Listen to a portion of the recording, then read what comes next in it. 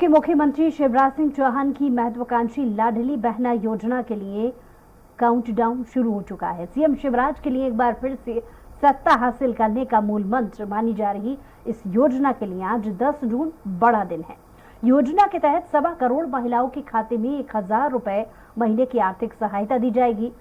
यहाँ बताते चले कि मुख्यमंत्री लाडली बहना योजना के लाभार्थी के लिए अच्छी खबर है।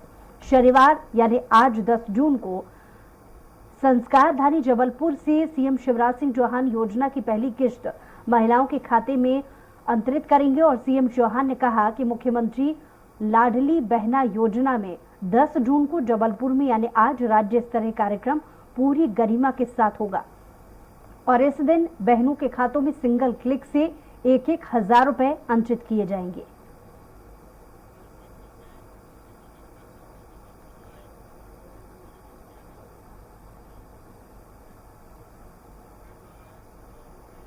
और इसी पर ज्यादा जानकारी के साथ जबलपुर से हमारे संवाददाता अरविंद जुड़ गए हैं लाइव। अरविंद, कुछ ही देर में कार्यक्रम की शुरुआत हो जाएगी, क्या तैयारियां हैं, क्या माहौल है, क्या अपडेट इस कार्यक्रम से जुड़े आपके पास? जी अरविंद। जी हाँ बुशा जी, बिल्कुल, बस अब कुछ ही देर का वक्त बाकी है और उसके बाद वो सबसे महत्वाकांक्षी योजना जो भारतीय जनता पार्टी के साथ साथ मुख्यमंत्री शिवराज सिंह चौहान जी की भी है और 1.25 करोड़ महिलाओं को लाभ देने वाली है।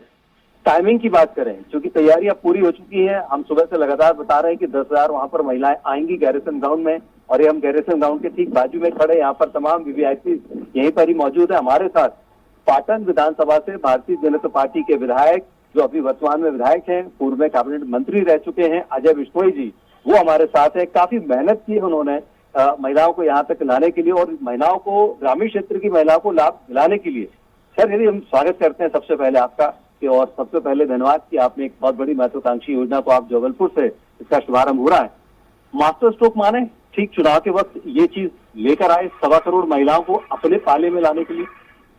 देखिए, स्वाभाविक रूप से जब सरकार में बैठे हुए लोग चुनाव के ठीक पहले कोई बड़ा कदम उठाते हैं जी जी, उसका यही अर्थ लिया जाता है ये चुनाव जीतने के लिए है, मास्टर स्ट्रोक है।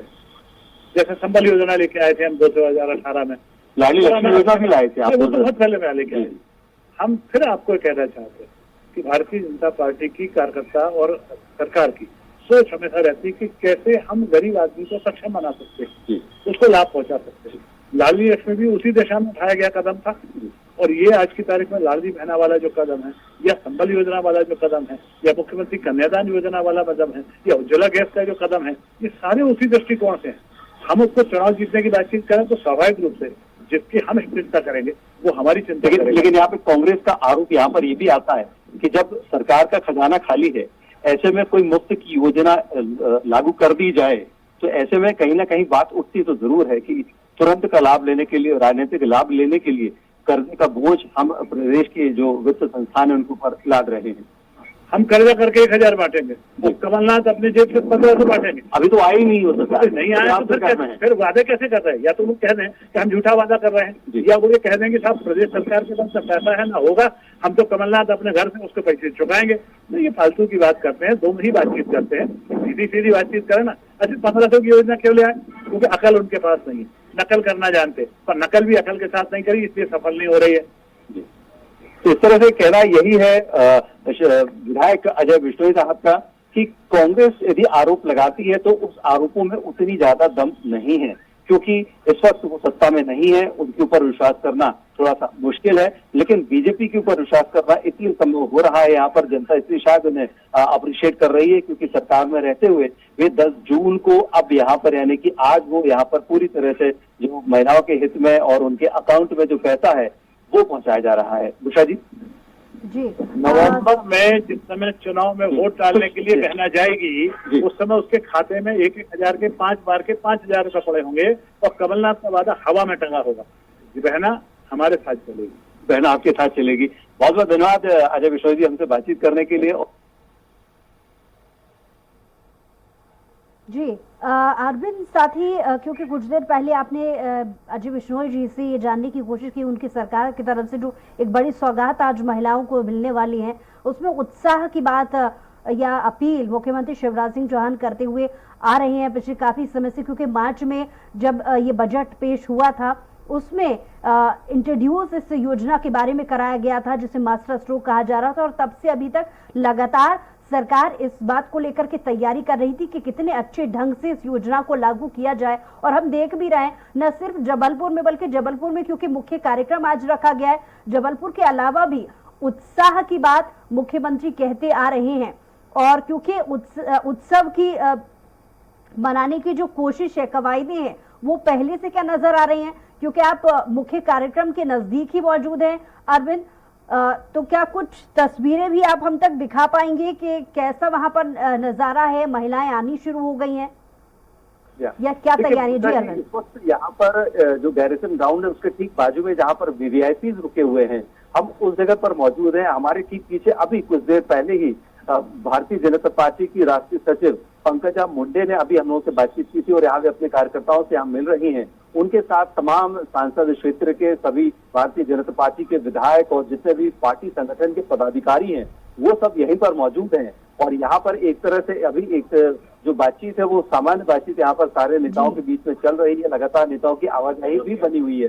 तो यहाँ पर जो माहौल है वो काफी पहले से जनरेट हो चुका था और 3 दिन पहले से यहाँ पर समारोह का जो माहौल है वो बना हुआ था। नर्मदा आरती जो सबसे बड़ा आयोजन प्रतिदिन होता है, बीजेपी ने इस लाडली बहना योजना के अंतर्गत वहां पर भी शिरकत की थी। और इसके बाद जिस तरह से मुख्यमंत्री ने घोषणा की, वी.डी. शर्मा साहब ने कहा कि यदि जैसे ही 1000 रुपए उनके अकाउंट में महिलाओं के आएंगे, हर घर में वे दिए जलाएं, तो उसकी भी तैयारियां चल रही हैं। कल यहाँ पर साइकिल रैली भी निकाली गई थी जो कि भारतीय जनता पार्टी की तरफ से ऑर्गेनाइज की गई थी। महिलाओं और बच्चियों ने ये रैली निकाली थी, बड़ी तादाद में यहाँ पर बच्चियां शामिल हुई थी। कुल मिलाकर जो माहौल बनाने वाली बात है वो यहाँ पर चल रही थी।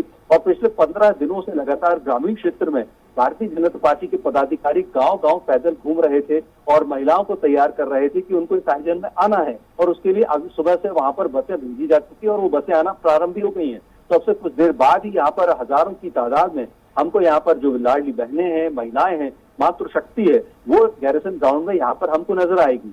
तो जाहिर सी बात है कि बीजेपी जब भी कोई कार्यक्रम करती है तो वेल ऑर्गेनाइज्ड तरीके से वो कार्यक्रम को करती है। और हम सब जानते हैं कि ये कोई अचानक कार्यक्रम इनका कभी नहीं होता। पार्टी संगठन बहुत पहले से तैयारियां करता है। आपके पास हमारे साथ कांग्रेस से प्रवक्ता राम पांडे जी लाइव जुड़ गए हैं। बहुत स्वागत है आपका राम पांडे जी। आपको आवाज मिल रही है राम पांडे जी?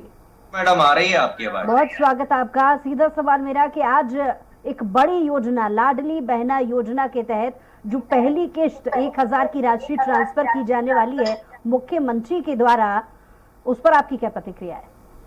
कैसे देखते हैं इस योजना को? भारतीय जनता पार्टी की है, नौटंकी करने में एक्सपर्ट है, कहीं कोई काम नहीं करते हैं, केवल अखबार में बड़ा सा विज्ञापन दे देते हैं और ये सब महिलाओं को भ्रम फैलाया जा रहा है और उनके साथ धोखाधड़ी की जा रही है।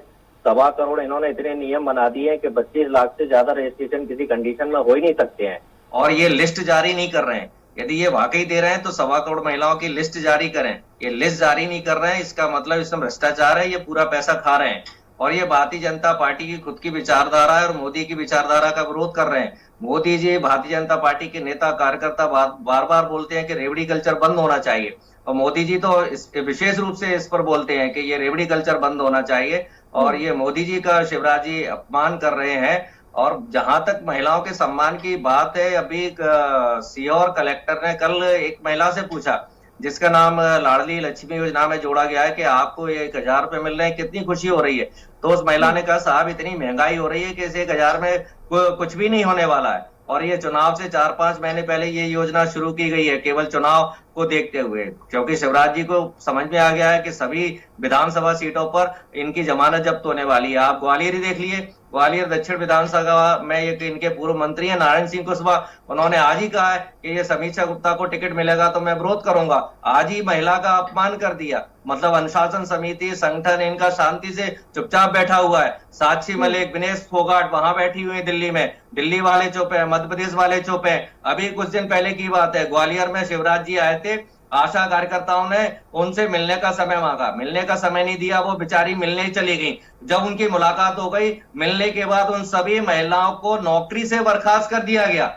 और जो बची महिलाएं जो भोपाल में आंदोलन कर रही हैं, उन पर डेली डंडे बरसाए जा रहे हैं। तो ये भारतीय जनता पार्टी शिवराज की नौटंकी है, इसके अलावा कुछ नहीं है। और इन्होंने वाकई किया है तो जितनी महिलाओं को ये दे रहे हैं उनकी सबकी लिस्ट भी जारी की जाए।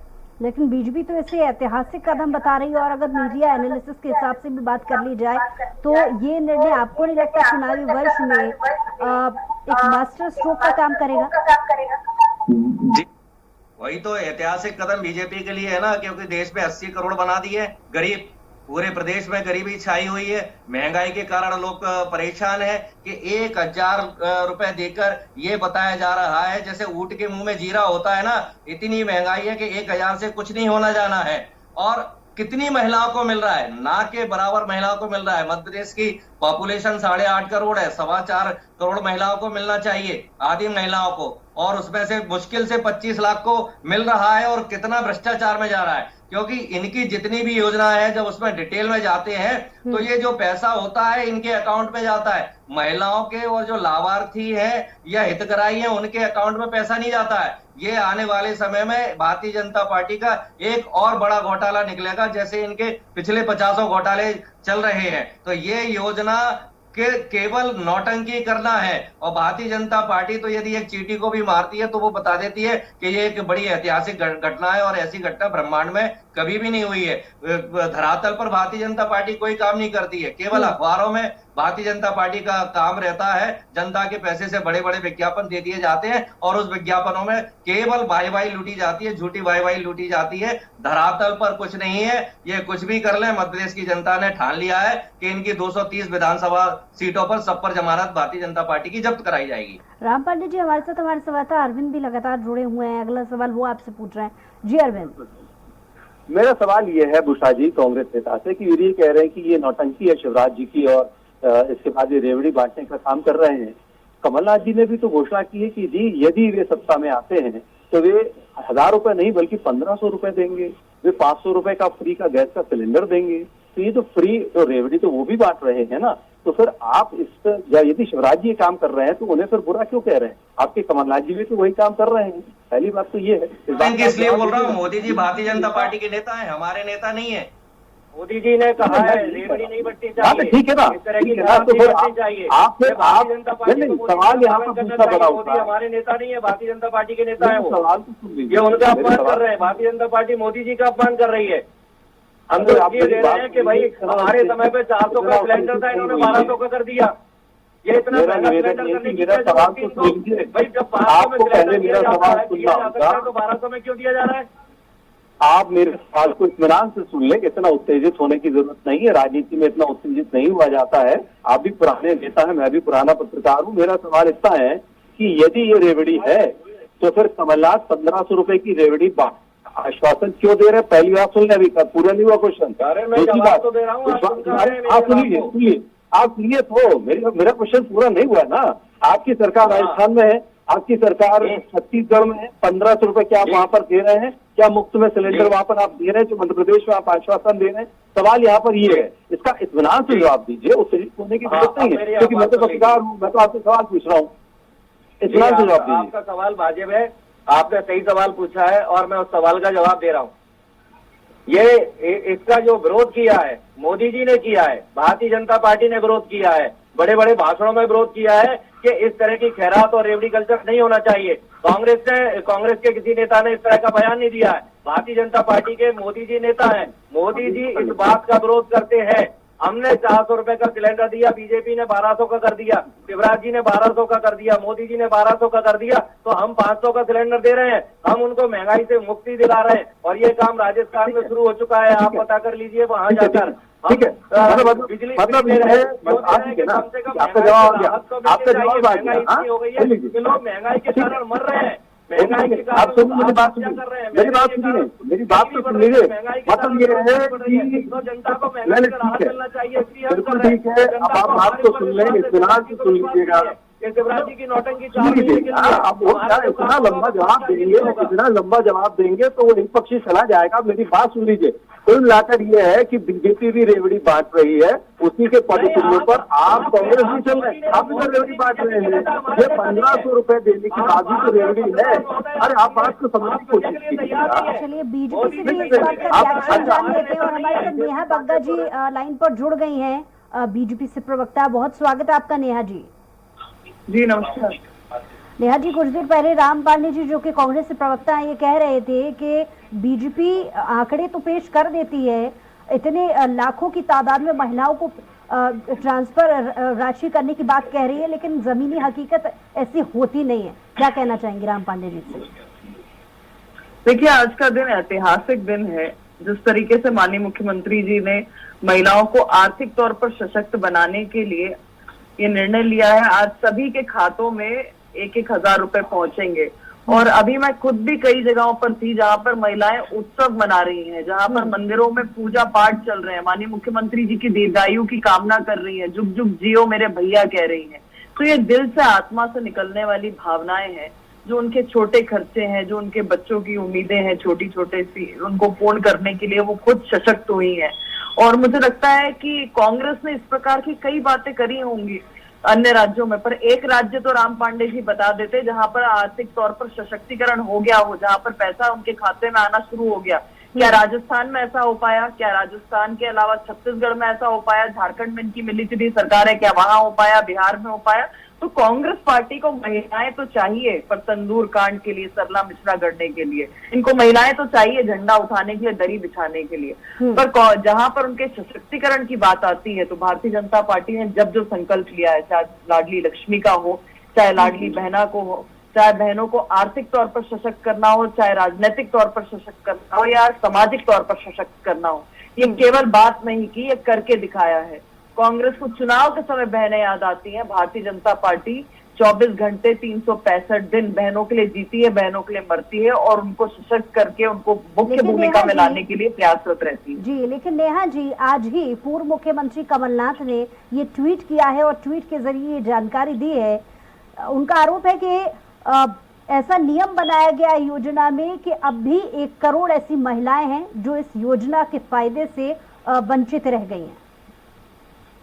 ये वही कमलनाथ है ना जिन्होंने 4,000 रुपए बेरोजगारी भत्ता देने की बात की थी। एक युवा सामने ला सकते हैं, एक युवती ला सकते हैं जिसे 4,000 रुपए का बेरोजगारी भत्ता दिया हो।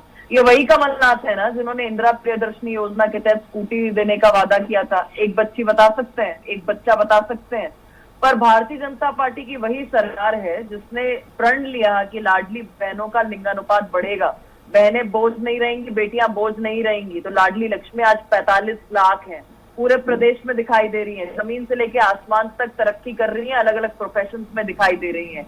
आज यही मध्य प्रदेश है जहां पर पंच महिला है, सरपंच महिला है, अध्यक्ष महिला है, महापौर महिला है, नगर निगम अध्यक्ष महिला है, पार्षद महिला है, सदस्य महिला है, और लाखों की संख्या में महिलाएं राजनीतिक तौर पर सशक्तिकरण कर रही है, रूट मैप बना रही है, नेतृत्व कर रही है। ये वही मध्य प्रदेश है जहां पर 1 करोड़ 25 लाख महिलाओं के खाते में आज शाम को 6 बजे डीबीटी के माध्यम से 1,000 रुपया आ जाएगा। वो आर्थिक तौर पर सशक्त हो जाएंगी। कमलनाथ जी कितना झूठ बोलेंगे, कितना भ्रम फैलाएंगे, जनता पूछेगी। लड़की वो लड़ सकती हूँ, मुरली बोरवाल का जवाब राम पांडे जी से ले लेते हैं। राम पांडे जी, अभी तक आपने नेहा बग्गा जी को सुना, क्या कहेंगे? ये तो 100% झूठ बोलती हैं, इनका काम ही झूठ बोलने का है। इनको पता नहीं है मोदी जी इस योजना के विरोध में है और ये बलात्कार करवा सकते हैं महिलाओं का। वो फरार घूम रहा है। देखिए मैडम, आप डिस्टर्ब ना कीजिए। ये मैडम हमेशा झूठ बोलती है, बीजेपी के प्रवक्ता हमेशा झूठ बोलते हैं। ब्रजभूषण सिंह दुष्कर्मी है, बलात्कारी है, कुलदीप सेंगर दुष्कर्मी है, बलात्कारी है। तो ये महिलाओं का उपयोग कहाँ करते हैं, इनको ये समझ में आना चाहिए। और आप दे रहे हैं तो पूरे जितनी भी महिलाओं को आप दे रहे हैं उनकी लिस्ट जारी कीजिए। आप लिस्ट जारी क्यों नहीं कर रहे हैं? इसका मतलब ये पैसा भारतीय जनता पार्टी के नेताओं के खाते में जाएगा, किसी के पास नहीं जाएगा। ये पूरा पैसा भ्रष्टाचार के भेंट चढ़ाया जाएगा। और महिलाएं कह रही है 1,000 से कुछ नहीं होता और 4 महीने 5 महीने के लिए कुछ नहीं होता है। करना चाहिए तो 5 साल के लिए करना चाहिए था।